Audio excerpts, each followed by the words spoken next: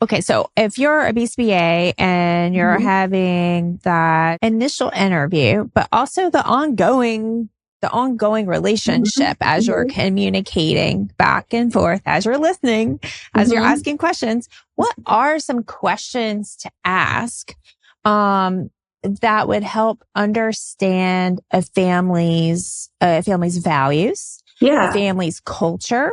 Because even if you walk into a family's home, and you know, we're kind of really talking about in home here, but it's same with a clinic, right? Because there's a different set of issues and barriers and skill sets needed for a clinic too, because then it's like, how do you bridge that gap between home and the clinic too? There's that part too, right?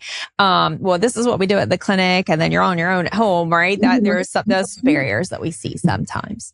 But even if we come into a home thinking that we have a good idea of what the culture is and the family values are and what we think the values should be of the family and what we think that the culture should be within the family. What are some questions that we can ask to help us to be curious and help keep us grounded and making sure that we are really focusing around the family unit itself? So a behavior analyst that worked with Andrew a few years ago gave me a really great resource, which was Israel Gold Diamond has a questionnaire for parents. Just it's own guided. It guides you through the questions you need to ask parents. And one that really sticks out to me is finding out what kind of things that the parents like to do as a family. What things does the family like to do?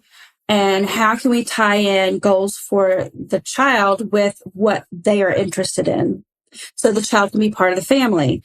And then you'll have better buy-in with the parents, and the child gets to, connect with the family and those sorts of things. But that parent questionnaire is really helpful. It's a guided interview. You get the parents to say, think about what would a really good outcome for this be for you? Can you think about it? And you can tell them it's hard to say on the spot. So just really think about it. Think about it and come back to me. I want to know. And it's going to change over time. Also, getting the parents to write down when things are going well and what's going on, kind of journal. That's also helpful if the parents want to do it. But my biggest thing is I like to come in and find out what they're interested in, not just for their child, but in life in general. What are their interests? What are their goals as a family? And my perspective on this is now, again, our ABA therapy was 20-ish years ago, and we were never asked questions like that. Well, like, what do we want to do as a family? And I don't think that that's anything against the therapists we had. The people that we had, by and large, were wonderful. But I think that was something new that came along is that inclusiveness and asking the parents what their goals were. I think if you had asked us at that moment, what are your goals? We would have been like, well, we don't want her to hurt herself. That would have been probably the biggest goal we had. Yeah. That would have been our goal. But but that was, again, it wasn't a question that was asked at that time. So I think that evolution of now we're starting to talk to the parents more. But one thing that we actually specifically asked our therapists, because my first two kids are 20 months apart. They're very close together in age. We were starting to see behavioral issues with Erica, and we were starting to see kind of jealousy issues because Erica, as a toddler, is thinking, well, she's got someone coming to play with her 40 hours a week who's playing with me. And it wasn't that we weren't trying to include Erica in at all, but what we ended up talking to the therapist about was, hey, can you pull Erica in on a couple of these things and include her and make her and show her a little bit of special attention along with it. And we didn't do that. It was probably over 6 months in before we saw what was happening with her.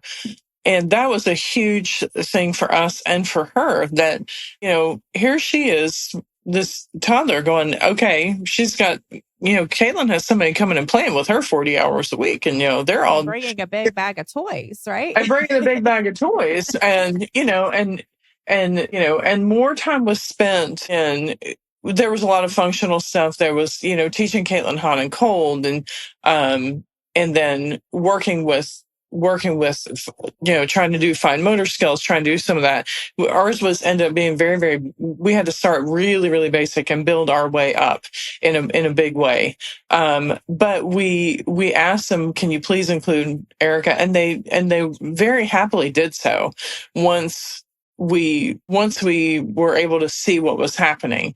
So I think that's a huge thing too, is, we have to work with you guys have to work with the parents, and we have to work with our goals. And sometimes, honestly, I'll be honest with you, sometimes we don't have any kind of set goal. Is just maybe, I don't know where to begin. I mean, I was that parent who was like, I have no idea where to start with this. This is a totally brand new world. I was out in left field. And even though I was trying to do some research, it was still really out in left field with it.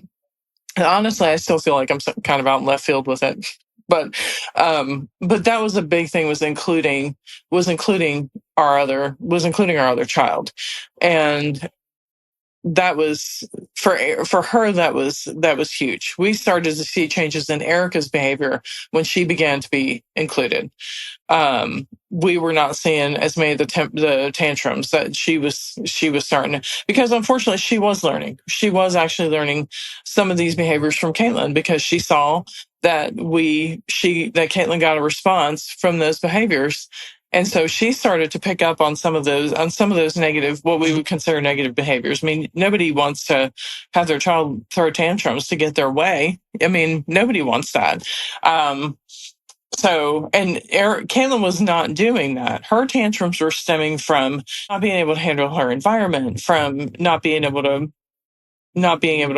what wasn't processing white noise, what was the source. As she got older, yeah, she had some legitimate I want my way kind of stuff. But when she was younger, it was not that.